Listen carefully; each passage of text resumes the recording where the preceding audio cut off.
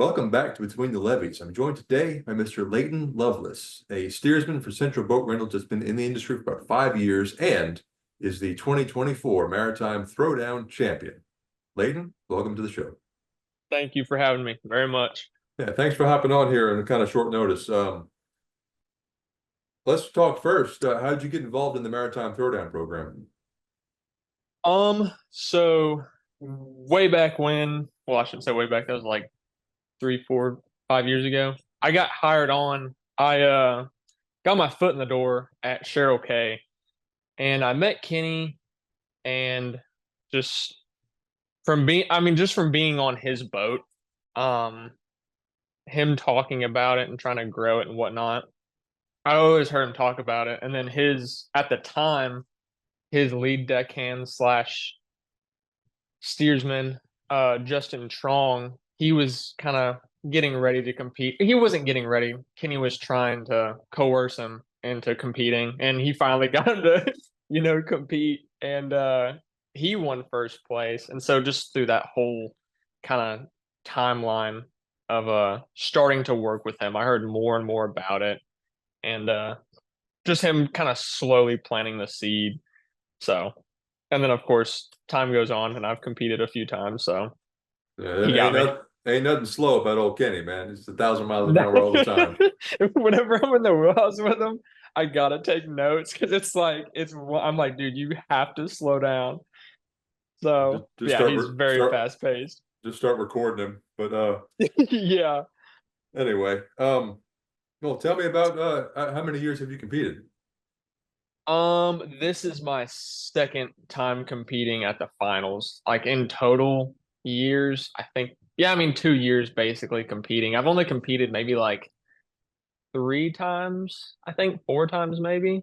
So, Tell me about the first time meeting Kenny, stepping on his boat. the first thing I remember was like what everybody probably remembers about him, just was like super high energy. It was I'll never forget it. I stepped on the boat, the port captain of Cheryl K at the time. Can I say like other people's names? Can I like okay, I just don't know if it like conflicts, but Danny Cordova, he was like the first person ever like, to do with towboats ever met, and he brought me down to the boat. I was on the Mr. Earl at the time. Um and I met Kenny, Roger, and then Josh Darnell. He was actually lead deckhand on the Earl at the time. And I mean, you put a guy who at me at the time, I didn't know anything about towboats. I didn't know anything. And I mean, I knew a little bit, but and then you pair a guy that knows practically nothing with a guy that's like super knowledgeable and crazy high energy all the time, and it was a huge, huge, huge culture shock, like about everything. But yeah, it was I really to this day, I mean, I joke about it, but I'm like beyond blessed that I met him. Because he's shown me, what an opportunity uh this industry is. And I mean, kind of to ramble, but along with him showing, me and a lot of other people, what a blessing this industry can be. I mean, you see these foreigners migrate to the US, and they always push their kids to do a handful of jobs, doctor, lawyer, something like that. It's something that can change, you know, a family tree, like that lineage of the family in a single generation. But you're in debt with school for a lot of money versus being a captain on a towboat or, some form of trade like that. There's little to no, money being, well, I shouldn't say that, but there's a lot less money being dumped into the education part of things, school wise. And you're making pretty good money, you know what I mean? So you can turn, you know, uh, the like generational, whatever you want to call it, around and do really good for your family and, obviously provide and all that stuff. Sorry for rambling like an idiot, but Never apologize for that. Not on this show anyway.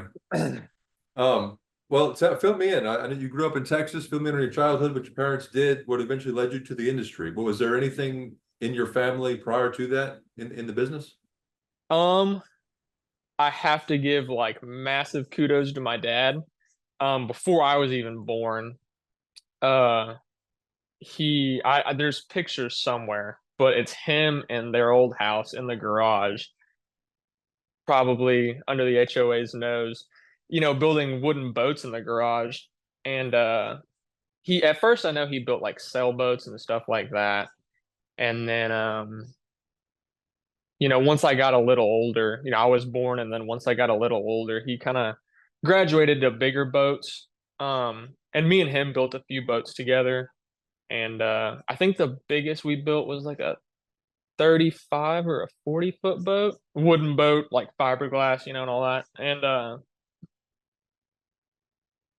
he taught me everything, I know about, working with your hands and stuff. I mean, because you build a boat, you have to be pretty decent, at math and, that type of stuff, but you also have to be, this is none of me. This is like all him passing this down to me. I'm dumb as a rock.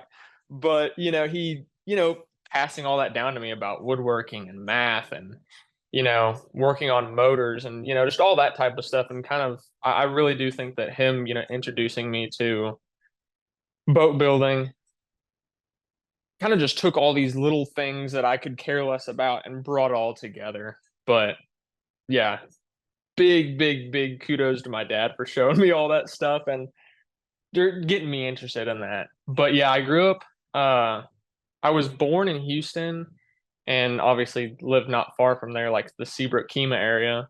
Um, just a basic middle class family.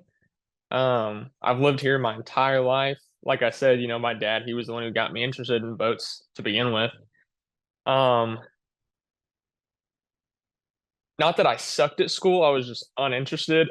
I like he always told me, he was like, what do you want to do with your life? You got to do something, just the basic talk you give your kid. And it's like, you got to start doing better in class and all this stuff. And you want to do hard labor, you want to go work out in the sun. And like, as a kid, then I was like, I would far much rather that than sit in a chair for 8 hours. And, um, graduated high school, still didn't really, a little before graduating high school, I still, had no idea what I wanted to do. No idea. And then he knew my interest of boats and he had he had heard about the program that Sandjack had. Um they're really good people. I mean, they, do a lot of good stuff for, people getting their licenses and all types of stuff. And so I had started taking basics and some maritime classes there. And I had slowly figured out that you don't need a college degree to work on towboats. You would have thought that I figured that out way before even looking into it. But I found that out and I was like, okay, well, option number one is I can finish school, go try it out, and see what happens. Option number two is I can drop out, not tell my parents, apply, and then tell them that I'm getting on a boat, in not too long. So, like the genius I am, I picked option number two. That worked out exactly as well as you thought it did. That was not good for a while. We had differing opinions, about just a lot of stuff, me being a turd. And yeah, I got on boats and now he thinks it's really cool. So it all worked out. So Well, fill me in. Was the Mr. Earl the first boat you stepped on?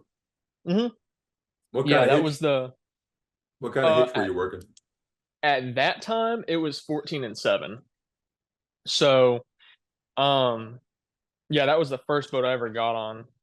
And like I said, Kenny's like very high energy and whatnot. Was that a live on or a fleet boat? Yeah, Yeah. live on, Okay. live on.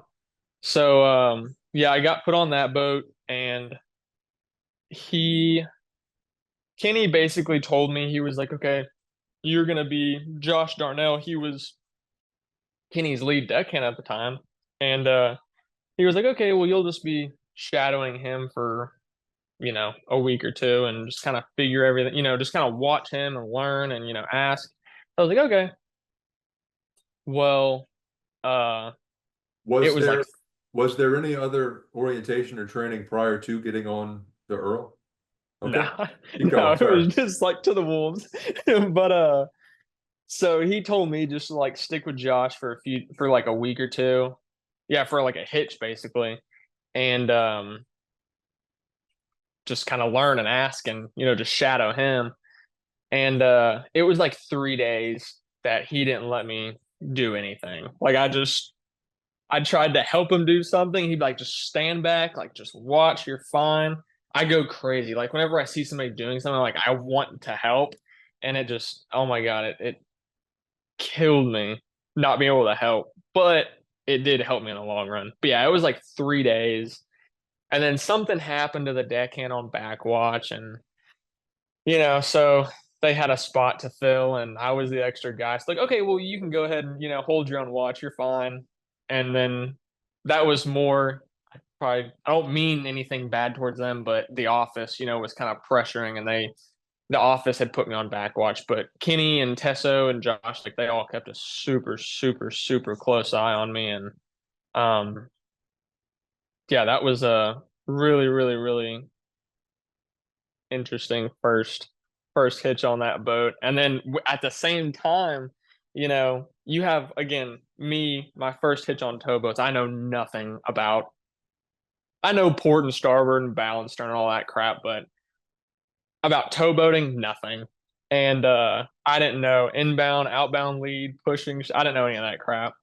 And so you put a guy that knows nothing with a pilot that just got cut loose, Roger Tesso, and it was like, oh man, it was rough for a long time because he'd be frustrated at me, not in any like he would never. I shouldn't say like you hear these captains over the radio. He was never like that, but he was extremely patient for the shit that I sorry for the crap that I gave him. But yeah, it was a really interesting first hitch. It was, don't get me wrong, like it was not dangerous. It was just like us two trying to like navigate, and me still learning, and it was interesting. You're welcome to say shit anytime. We Okay. grown ups here. Um, what was, I guess, the most surprising or most memorable thing about that first hitch? Where were y'all running? Was it all around the Port of Houston? Did y'all go further out west? Yeah, so it was just in the Port of Houston, and I always tell everybody this story. It was like the first or the second night, like me and him were on backwatch together, and we were going to Cedar Bayou, and I mean, I'm sure you've heard of Cedar Bayou. It's in Houston. I know of it. I've never been out there. It's like it was. I don't know how it is now. I haven't been there in forever. Super shallow. It's just it's a mess, and especially like I would imagine like you know a pilot just getting cut loose. It's hell on earth, and I don't know Tesso very well. I've had limited conversations with him at this point, and I'm walking up the stairs. The way the wheelhouse is, like, it's all as soon as you walk up the stairs, it's like open railing. So once your head is like eye line with the floor, like you can see everything. So I'm walking up the steps, to just like go talk to him and introduce myself, I guess, more or less. And he's like running aground. He's all in the mud. I don't know him. And so I'm walking up the stairs and he's just cussing up a storm. He's just so like, just ticked off and mad. It's so stupid. I don't know why I'm doing this with my life. Like, just pinned. It was so funny. I was like, okay, I'll leave him alone. And so now that I know probably how bad he had it. Because I mean, Cedar, it doesn't take too long to get up it. We were trying to get up at like majority of like an 8 hour watch. So he was off. He was bad, but it was just a funny experience. But yeah.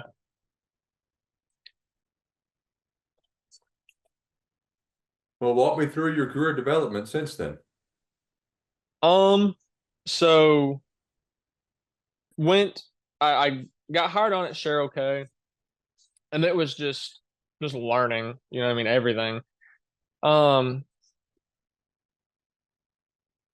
I had really like I think well, I know Kenny was the one who kind of got my brain interested in the wheelhouse, not because he was like letting me drive or anything. It was more of like him just laying out like the big picture of all these moving parts on a boat. Not literally, but you know, him being up in the wheelhouse and being like, okay, there's a boat over here, there's a boat over here, there's this going on, we have this wrong with our port main, we have a guy out on the head, you know what I mean? You have all these things. And I mean, he still talks about it to this day, just all these moving parts. And whenever I had first, gotten on the boat, he started explaining all this to me like really, really, really early on. And that was one thing that really got me interested in the wheelhouse because just that sense of responsibility, I guess. I mean, I know a lot of people, and I'm the same way. A lot of people look at being the master of the vessel like, oh my God, I have all this crap to worry about. But at the same time, like you look at the physical dimensions of a boat and you're like, it's in the same way kind of calming, like, okay, this is just what I have to worry about, and this is it, nothing else outside of it. And that was where I kind of leaned into. And so from Cheryl K, there was a weird little span where I got off boats. It was not long at all. I came right back and came back to HFS or Ingram. They had bought out Cheryl K. Um, and I think that's where things really, really took off. I had a lot of, like anxiety just about like, getting to the wheelhouse. Not so much like if I could or couldn't do it. It was just like, again, like the responsibility thing of like, you have that double-edged sword, like, oh my God, I have all this to worry about. But at the same time, that's just your world. That's all you have to worry about. Nothing else matters. And Kenny kind of, you know, lit a pretty good fire underneath me. And I went to school not too long ago. It was a little under a year ago, maybe. And yeah, uh 8 months ago. Um and just from then, I mean, it's just been I have like two or three like big notebooks just filled with Kenny's ramblings and I mean just me like trying to keep up with him. But yeah, I mean that's just at this point I think it's I don't know, like I'm trying to put it into words. I mean, because obviously you're always going to be learning, and I think at this point, like with myself, it's less about like being capable, you know what I mean? Like nobody expects me to like do some hero shit and like, top of doubled up nobody expects that crap of me. But people do expect me to at least absorb everything. And I think that's where I'm at right now is just like just being as much of a sponge as possible, just shutting my mouth and just watching and listening and just absorbing. And I hate saying that because like growing up my mom was like, you have two eyes and two ears for a reason, you have one mouth for a reason. So I'm finally taking her advice and just right now it's just about just absorbing everything I can. And I like I said, I know nobody expects any like grandiose, like crazy hero shit. So I have to slow myself down because like I that's the one thing that does suck, about working with Kenny is like, you see him do all this like really cool, boat handling crap, and then you get up there and you just start fumbling shit, and the rudders are the wrong way, and you got it's just that's the frustrating part. And so yeah, that's pretty much where I am right now, is just absorbing and trying to, gather everything I can. Did you go directly from HFS to Central Boats? Yeah. Did, So did you make that jump with when Kenny did? I was a little after. I was a few months after him. And that that was really the only reason is because, um at HFS. I mean, he was the one training me, um, and letting me steer and kind of, yeah, just training me. And then he made the jump to Central Boats, and I just followed him there because I mean, I was like, okay, well, you're already starting to train me, and I'd really like to get cut loose under you, or at least not under you, but I mean by you.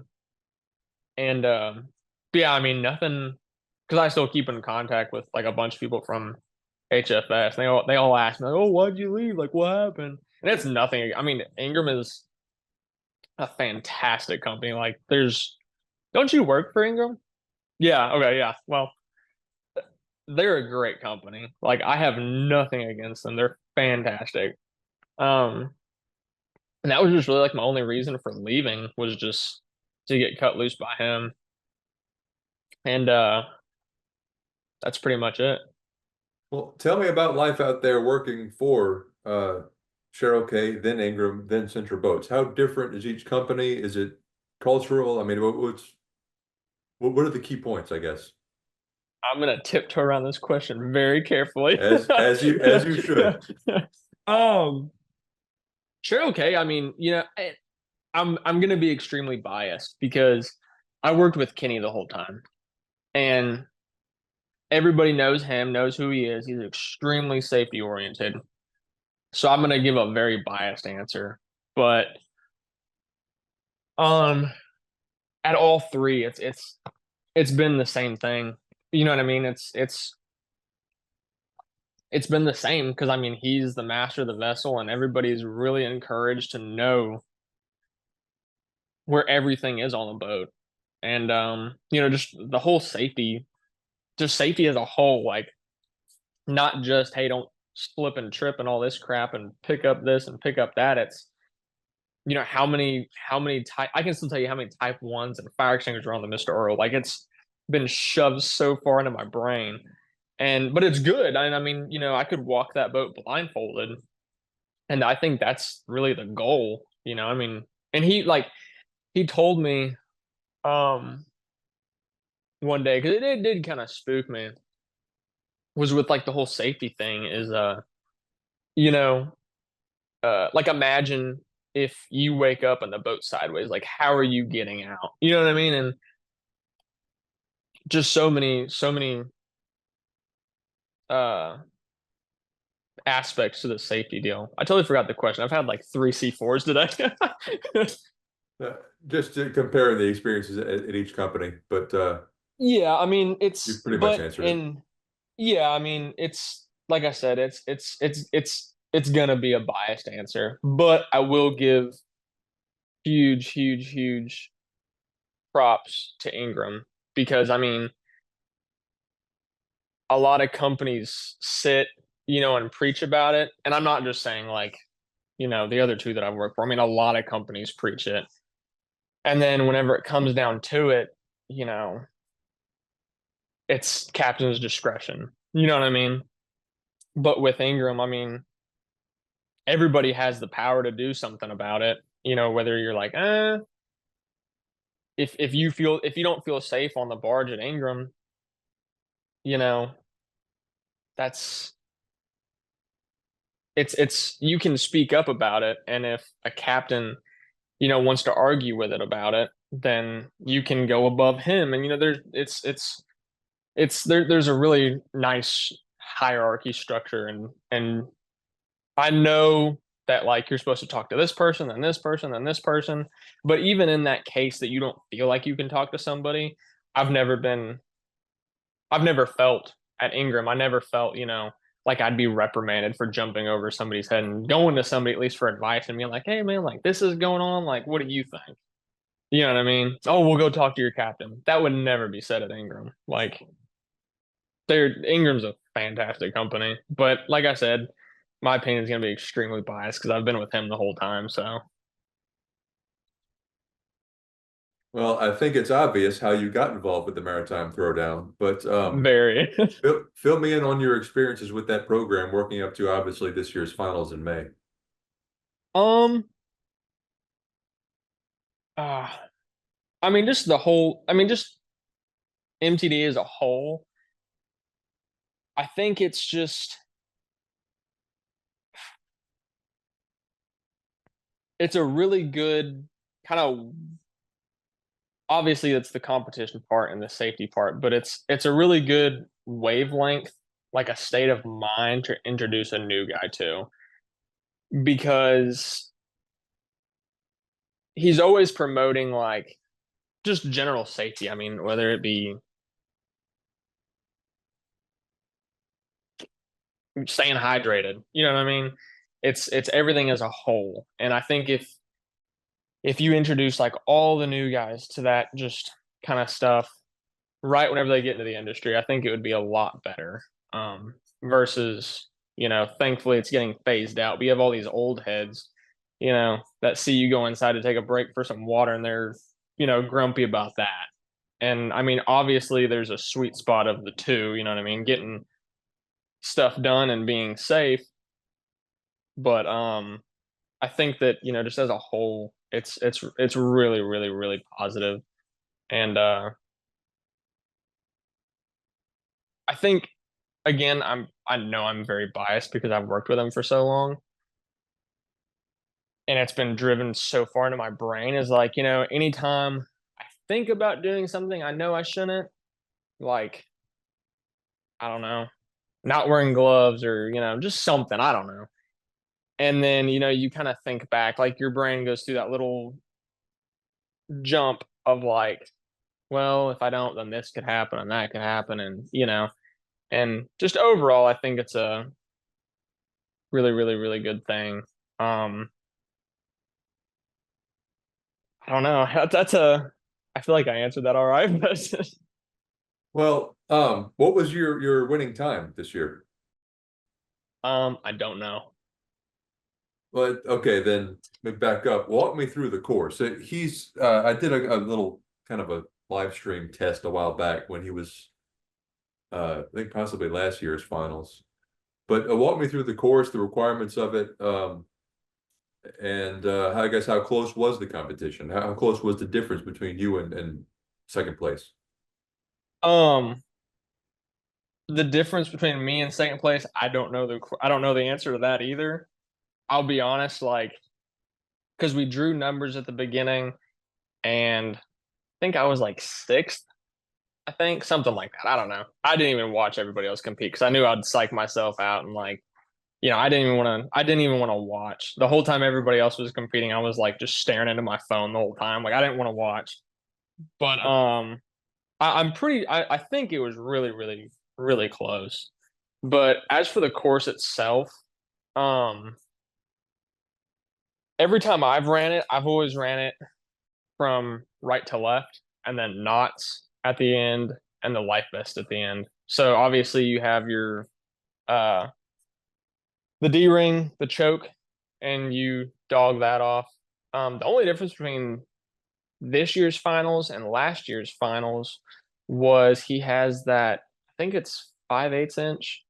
I'm pretty sure it's 5/8 inch. It's like that small Spectra line. And he said you have to use that on anyone. Well, throwing that super like flimsy line is just nah. So I used it for that. Um, and then you got a two part to the ship hook. Um, that's a really tricky one because I mean, if you're just like a little high, it's gonna either sit on top of where it's welded to, um, and it can either sit up there and then you try to screw with it and it just falls off, or you're a little too low and you just totally miss it. So that one was what screwed me up last year. That's why I got second last year. Um, the single part, it's just like a regular little elevated, single part. It's got that prong nipple thing on the back. That's not that bad. Um, it's it's really hard to get hung up on that. Like you kind of gotta underhand it almost to get hung up on it. If you're giving it any force, it'll make it. Um, and then you got the two-part fair lead from Timberhead to Cavill. That's easy. I mean, if you've put safety lines down, you've definitely done that. Um, so that's pretty straightforward. And then you have the high low. That's easy. I mean, I know probably not a lot of people do that, right? They should, but that's not that bad. But then you have the left hand single part to that horizontal cavil, and that's a pain in the butt. I mean, you can sit there and try to make it right-handed all day. I mean, in terms of like shot put throwing it right-handed, that'd be really hard. You can probably do like a little side, I don't know what. You'd probably make it that way, but I've always just done it left-handed, every time I've ran the course, done it left-handed. And yeah, that one's easy. And then you have the three-part to the crucifix. If you can make the ship hook and the single part, you're fine. Um, and then what is that? Then you got that line on the arm sticking out. That one's easy because you get to use the pike pole for that.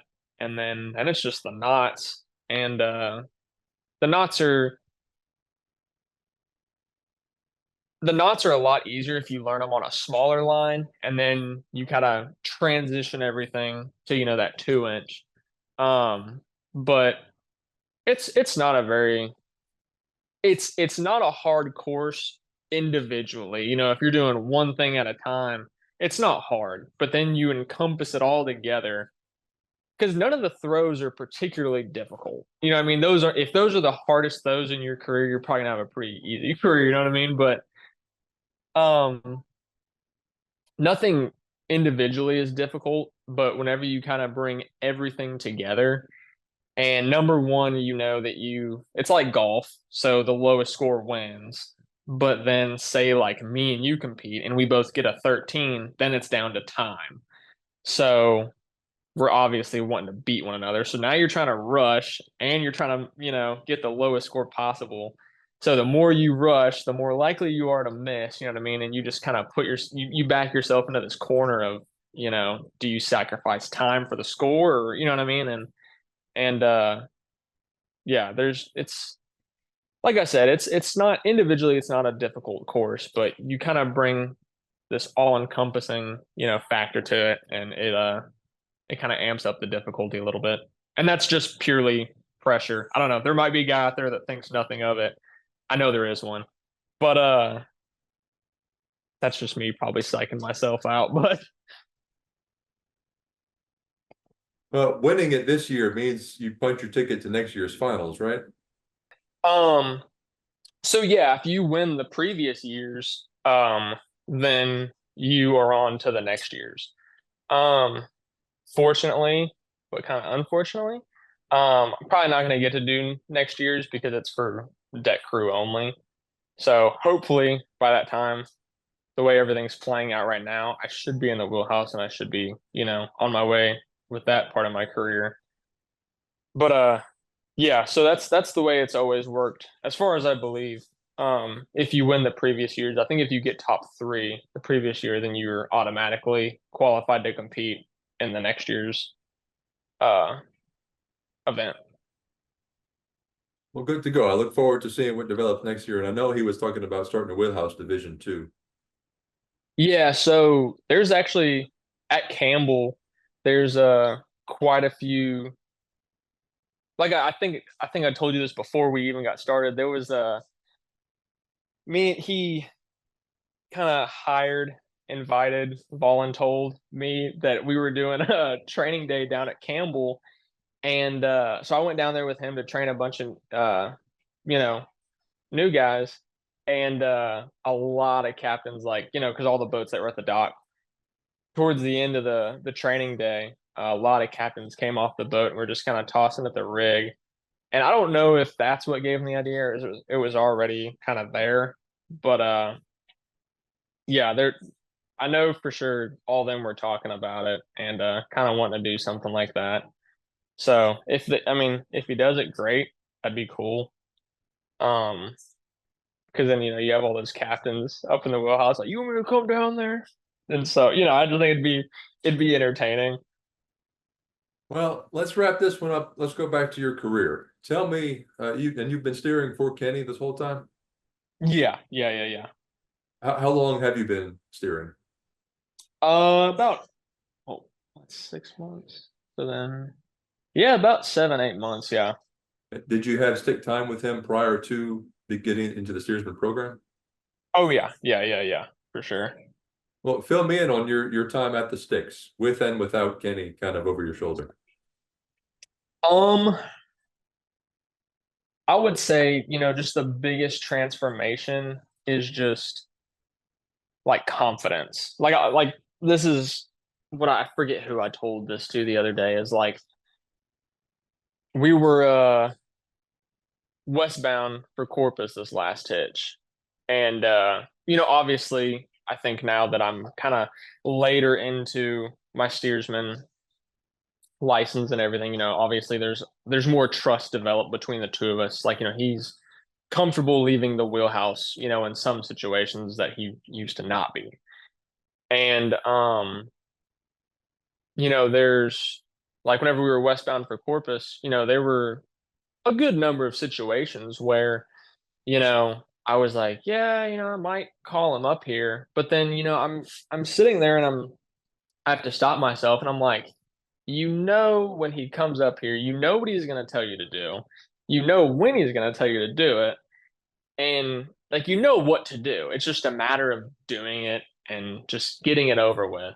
And I just think that's like the biggest, you know, transformation this far is just confidence in my abilities, in my decision making of doing things. And yeah, I just think working with him, he'll give you all the knowledge. Like it's yours. But it's up to the individual, to apply it and whatnot. And excuse me. And that's the nerve-wracking part because he will, of course, in a very, very, very safely controlled way, put you in a situation where you're gonna be a little uncomfortable and you're gonna question and you're gonna doubt. And like I said earlier, he's given you the information. You know what he's going to say and you know when he's going to tell you to do something. It's just a matter of doing it and having that, level of, confidence to do it. And I just think that's the biggest transformation I've seen in myself is that exactly. Um Probably just because I overanalyze the crap out of everything. What is it? What did he say? Paralysis by analysis. You overthink and you overanalyze, and then you just, by the time the situation's unfolding, you're screwed because you haven't done anything about it, and you just, what's gonna, you like I said, you have the knowledge. It's just the output that you need to do. So, Aside from keeping up with his mouth, what's the most challenging part of steering? um, oh, just kind of what I said earlier about this like all-encompassing uh just kind of taking all those moving pieces and just bringing them all together. Um, that's that's the really challenging part. Um, I find myself, you know, sitting there just focusing on what's out the window, and I know I'm getting better at getting the whole picture. We had a little situation on the vessel. Long story short, I wanted to keep an eye on this guy just to make sure he was like, he had some health concerns, nothing like crazy, but in the back, he's always in the back of my mind. Like, is he okay? Is he, where is he? What is he doing?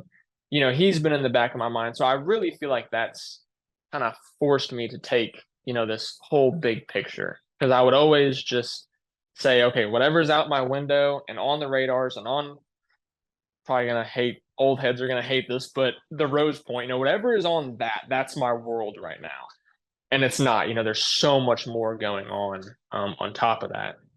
Like I said, earlier is that he would lay all this stuff out like, okay, there's, we had this happen to, or this started happening on our port main engine, you know what I mean? And, there's a drip here and there's this there. And all those little subtle things, you're kind of gathering all together, and that's starting to happen to me is my brain starting to wake up to just not this and everything else going on. Because I mean, really, that does matter just as much as what's going out the window. Because if you lose an engine or you lose steering, that is going to be directly affected.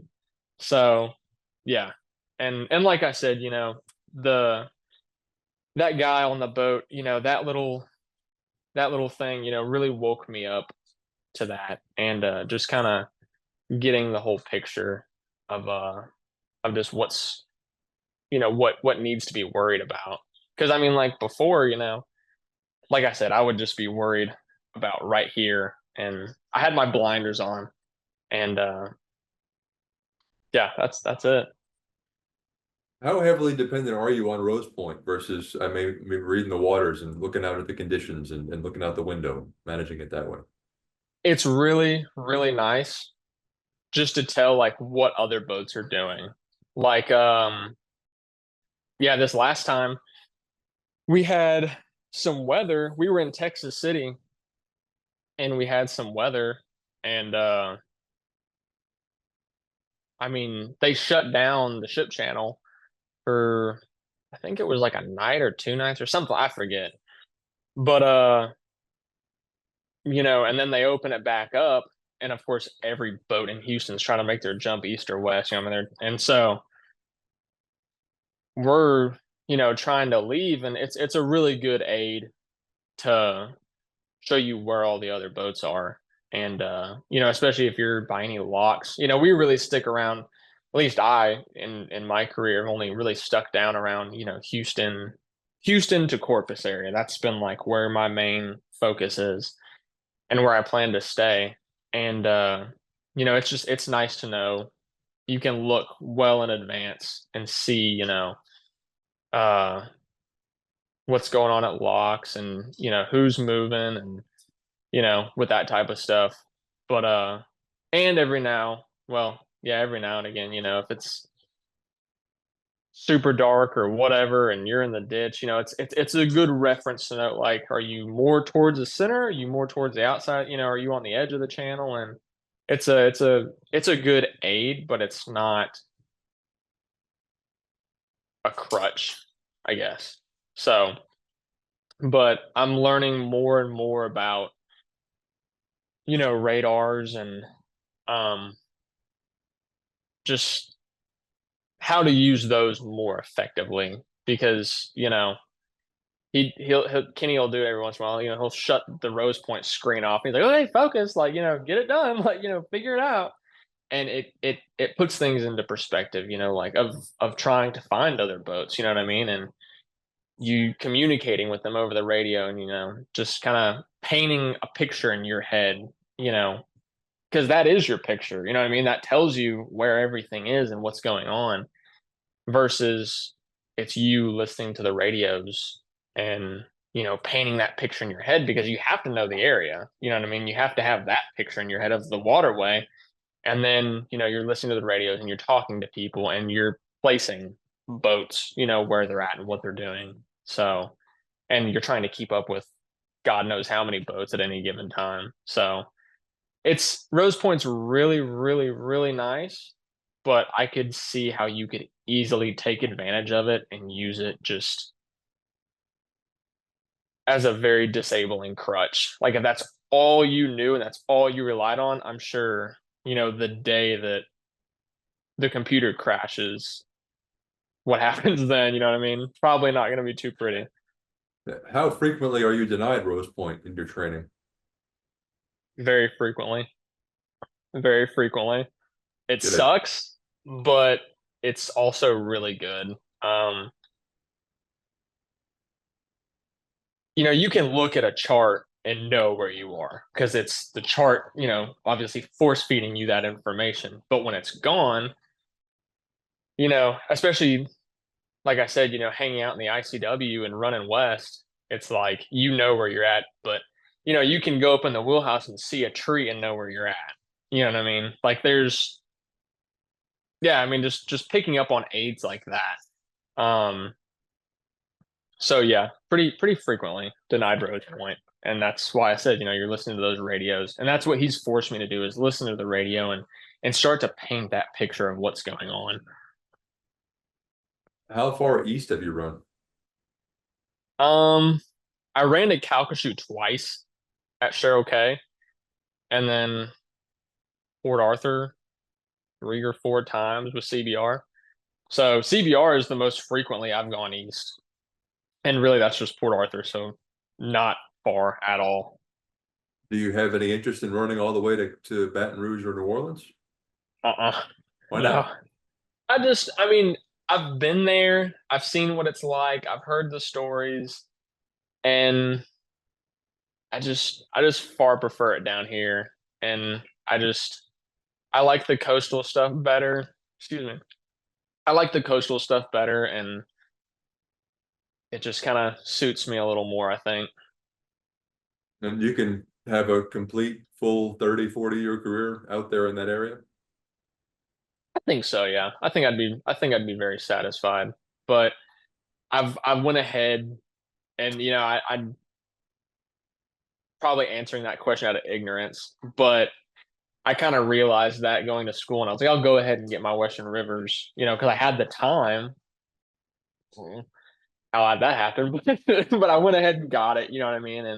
And if I ever want to change things up, I can get check road out there, and because I mean, like Ingram, there was a guy that worked in Houston his entire career, and then he said that he wanted a change of scenery, and they put him on. He was a cut loose, captain with his masters, never been east in his life, and they put him on a boat on the river, and they check rode him for I don't know how long, and now he's over there full time. So I mean, I know the option's always there. It's just again answering out of ignorance. I don't really have any interest in it right now. I'll say that. Well, Leighton, good luck with everything, man. I think that'll do it. You have anything else to share about your career, this podcast, this industry, anything, man? No, I do want to say I like I told you before we started watching, I jump around on your podcast, and it's really cool what you're doing, how you're highlighting every, you know, the office personnel, the boats, everything has an even light spread on it, and it's really cool to be able to understand everybody's stresses and everybody's worries. You know what I mean? Because I mean, you sit on a boat for however long, and I'm sure the office people say it about the boat people, and the boat people probably say it about the office people. They don't understand what we're doing, and we're dealing with this, and you get to do this every day, and but then you start to listen, especially through your podcast, it paints a really good picture of everybody's worries are maybe the same level, just different, types of worries and, responsibilities. And I just think it's really cool because, like I said, we're very the only connection, office personnel and boat personnel have is what, a phone, email, and every time you go to the office, which office might be very, very, very rare. And so you're very out of touch, with their life and, vice versa.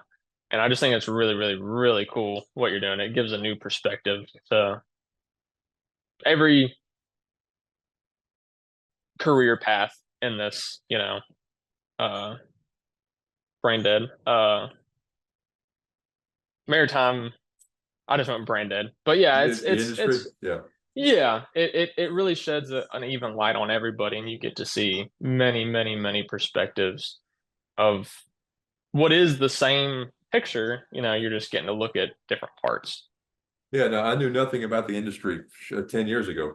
I was not even, I mean, I grew up in New Orleans. There's ships passing over the levee, but I didn't know anything about it. Yeah. Always curious what this wonderland was out there, but What got your foot in the door? a random application online, honestly. Oh, so It's all, did you start on boats, or I mean, what no, did no, that look no. like? My career prior to the industry, I graduated college in '08. Hmm. I went to work in trucking, warehousing, purchasing, inventory management, all kind of stuff on land based for fuel and oil distributors and stuff like that. And had changed companies a few times. I was looking for a change, and I had not done rail, and I did not know anything about marine. So I was Hmm. looking at both of those options. And one Saturday morning, I happened across a dispatcher 4 position with AEP River Operations. Didn't know who they were, didn't know anything about it, but I knew the dispatcher word. I'd done that for a Yeah. while by then, 2015. So that would have been 7 years into my career. Um, Applied for that, interviewed, and about a month later, I showed up at AEP. And then 6 months later, ACBL bought them, did that for 2 years, 2.5 years. And then Yeah. Ingram opportunity with them popped up, and here I am. Yeah. That's cool. So I'm gonna ask you a few questions because I'm curious. Sure. So when dispatching, I mean, like, what does your average day look like? I mean, are you getting to pick and choose, what boat does, I mean, are you kind of moving the puzzle pieces? Like, what does it look like? Because I've To, never known. to some degree, it depends on where your pieces are at the time and who Yeah, does yeah, yeah. what. But here, real quick. That's the command center during the day. Oh, sweet. Yeah. Okay. I log in at 6 in the morning. Start sorting through emails as always first. It's a lot of 85, 90 phone calls a day to boats, to customers, to coordinating this whole thing we're trying to do. And I started in Ingram's liquids department Hmm. 5 months ago. And I've been in dry cargo prior to that. It's an entirely different world. It's Wow. much faster pace in the program we have. It's a lot of coordination, and then of course you're writing up boat orders. Uh, some people that I know will be listening to this can appreciate it. I am doing my damnedest to reduce the number of order revisions per tow, but Uh, you can't always fight it. A lot of things change a lot of times. yeah.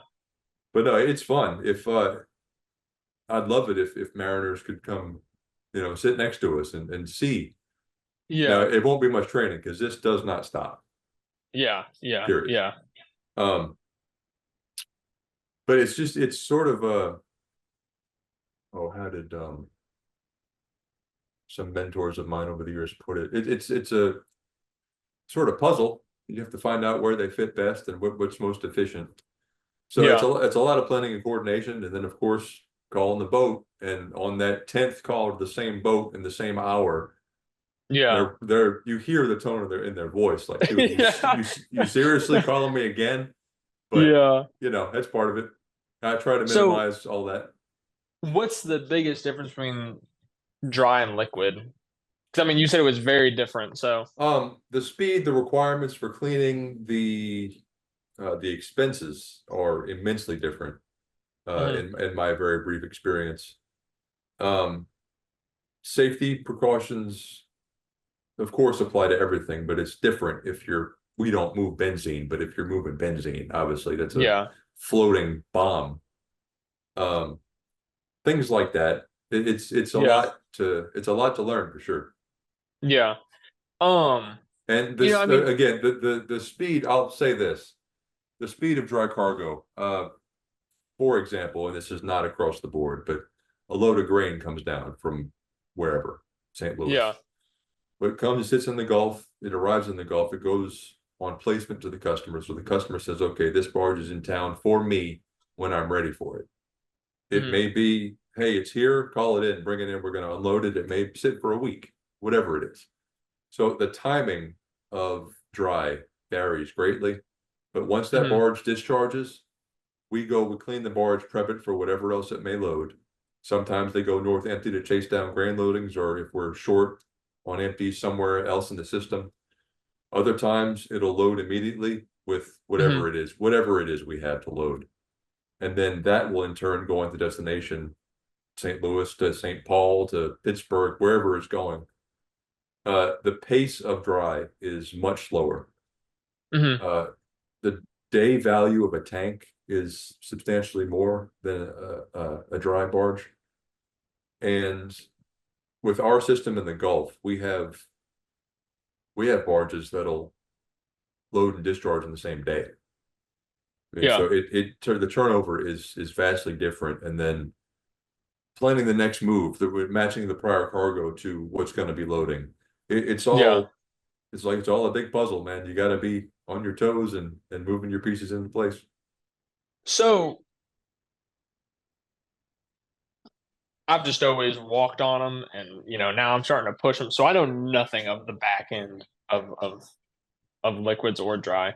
Mhm. But these barges get loaded at who owns that product? I mean, does it ever shift hands between, obviously there's buying and selling, but in the transit of that product, I mean, does the company take partial ownership of it in case of in case something happens to it? I mean, how does that work? That's why we have insurance. To my knowledge, and I'm sure it may be not across the board, but the customer owns that cargo. They're renting space in the barge, Okay. essentially. Essentially is how that could be argued. Yeah. Um, Ingram, or well, in current case, Ingram, but a barge line obviously takes responsibility for the condition of their barges. So Yeah. they are load ready, they are compliant, they're ready to go. But no, the cargo is owned by the customer in the majority of cases. Gotcha. Sometimes we have get business through brokers where their customer owns the cargo. They are just managing the logistics from A to B.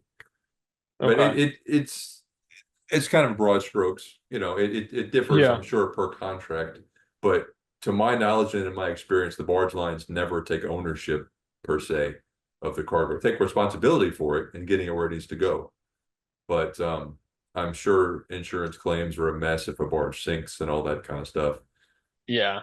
I don't want to even get into any of that professionally. That's a nightmare. Yeah. So like obviously, I mean, you've been doing this some time. Like what's the difference between whenever you first started dispatching till now, and like where do you see it progressing to? I mean, has it made any change? How do you mean?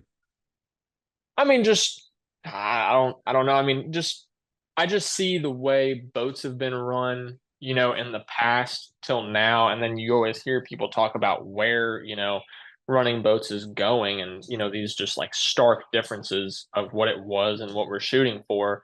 And I mean, is there in dispatching, is it just kind of always been the same The ever, way you know?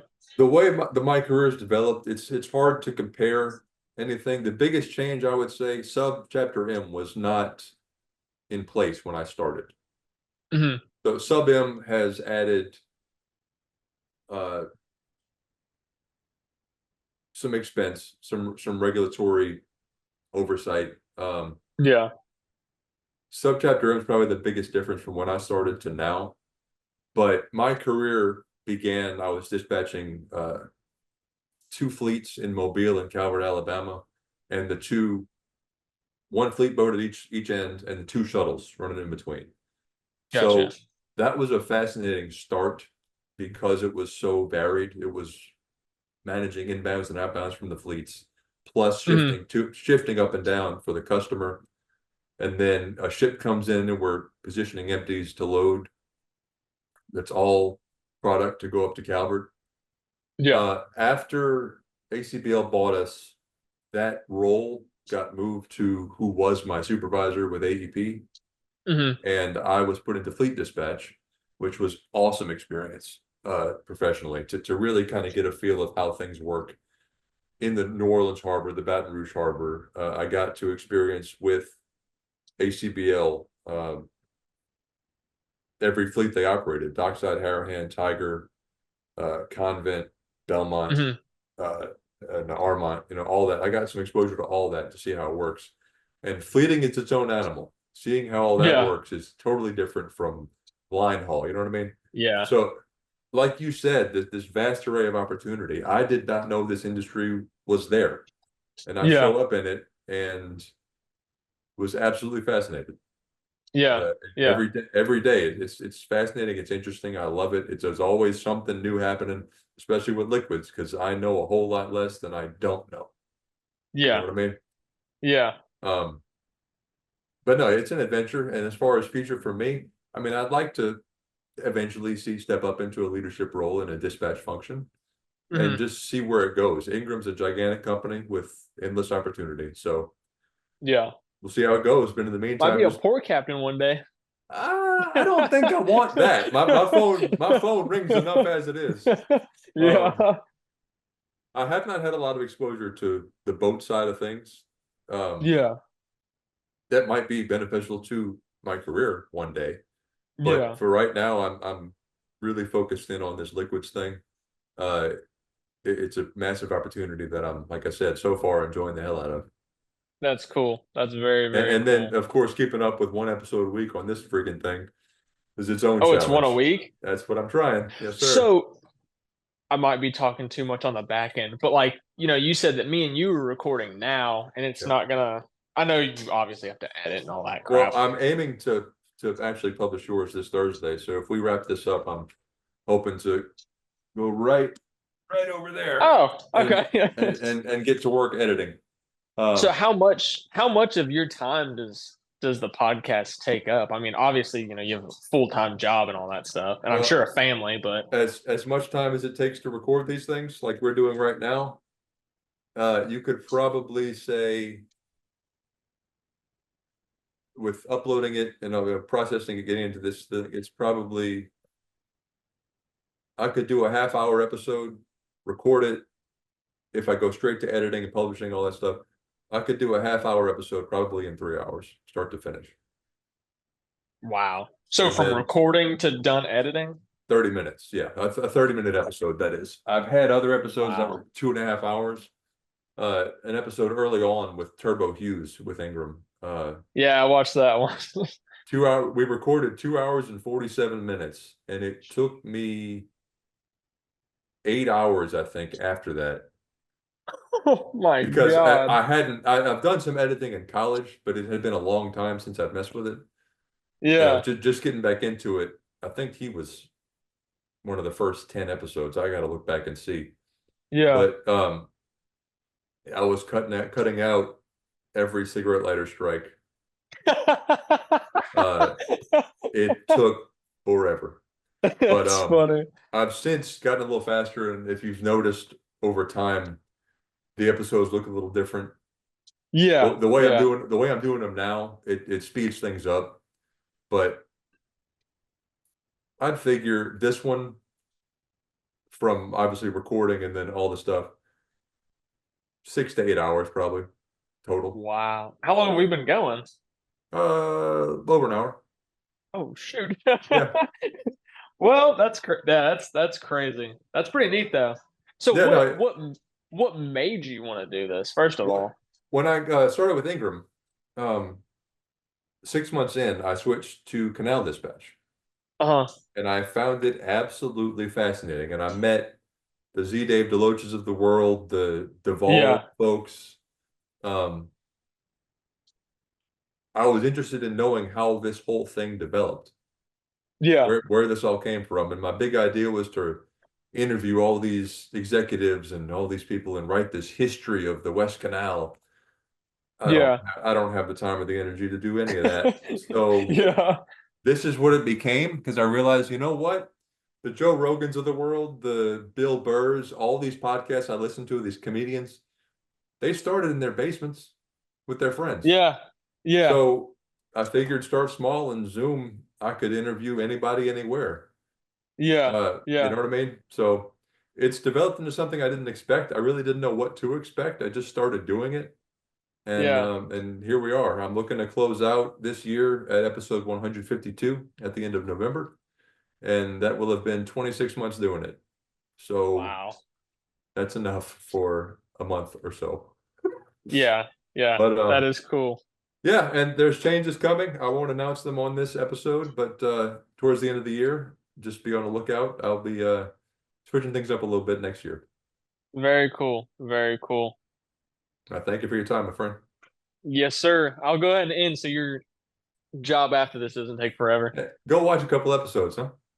No, yeah, for sure. Yeah, I'll catch up. I'll catch up for sure. Thanks again, man. Cool, man. You have a good one.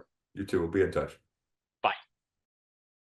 This has been a production of Where You At Studios, LLC.